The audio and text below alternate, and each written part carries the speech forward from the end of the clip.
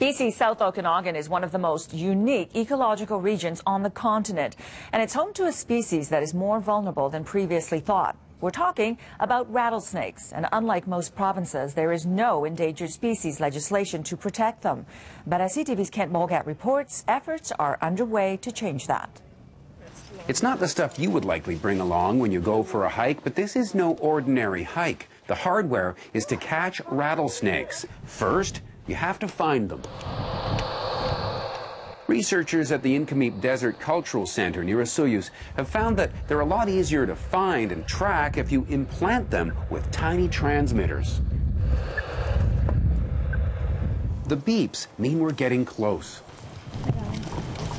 They're studying the snakes to learn more about why their numbers have diminished, but they already know it's about habitat. One thing that I've learned is there's pretty much no such thing as typical rattlesnake habitat. I've had some live in marshes, some live in the shrub steppe like this, some in kind of open pine forests. So we're really trying to put all that data together to see what habitat needs to be protected.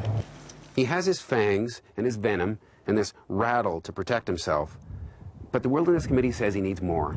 And you think this tough little guy who's been around for eons, and he's managed to survive all this time, but now he's in trouble. And he's in trouble because the habitat that he relies on is being gobbled up by development. Environmental groups want BC to enact legislation to protect the 1,900 species at risk in this province. It's the kind of law that's already in place in all other parts of the country, except Alberta. We need to have some habitat set aside for rattlesnakes. We need to have some habitat set aside for badgers. And if we do that, we'll have badgers and rattlesnakes and bluebirds in our future. But if we don't, we're going to start to lose those species. The information gathered here will help science figure out what might be done to give rattlesnakes a future in BC, but finding the political will to act on it may be more difficult.